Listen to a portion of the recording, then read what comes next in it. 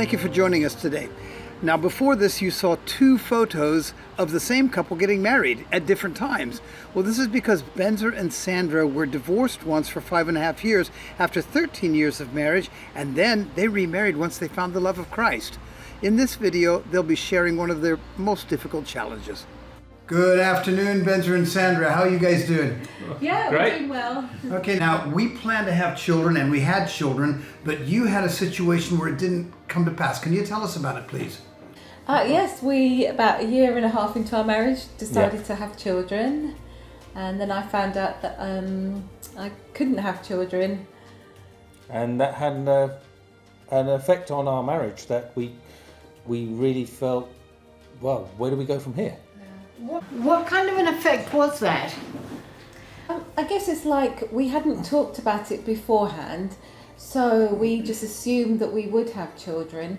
So then finding out that we couldn't have children, the effect was just devastating. Yeah. How did you cope with it?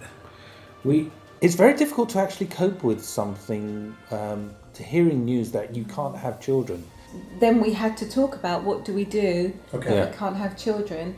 For me, it was a lot of guilt on my side because I felt that, my husband couldn't have children because of me, my parents couldn't be grandparents because of me. Yeah, sure. So you do have a lot of guilt as well as the devastating news to deal with. Okay. And then you go from there on what you would do next. And Now, Benzer, in your role as the husband, how did this affect you as a husband, as a potential father that isn't going to be one now?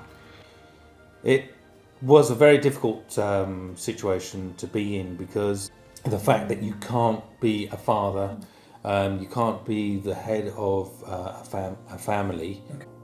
In this particular case, Sandra was going through the devastation of not being able to have a child.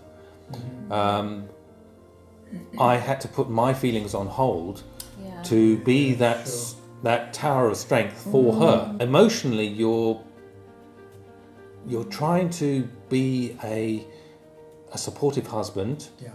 You're trying to be there to deal with the emotions, but also you've got your own emotions and your own devastation to deal with, which no one seems to address. And you're considered secondary to the woman. Ask you that. Sandra, did it make you feel less of a woman? oh yes, definitely. Because we're conditioned that's in our DNA to have children, or else the world stops. So, I felt that I wasn't a proper woman because I couldn't have children. Okay. And then I felt I wasn't a proper wife because my husband couldn't have children through me. I knew how devastating that was for me. How much more would it be for him? And I couldn't cope with his sadness and pain. No, of course. Death is the most difficult experience to get over in human life. But what about someone who should have lived but never did?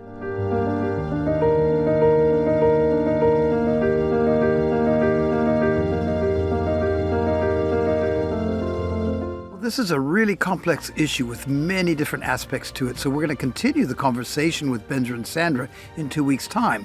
In next week's video, Chapter 2 on teachability in marriage will be our theme, so I hope to see you then. God bless. Bye-bye.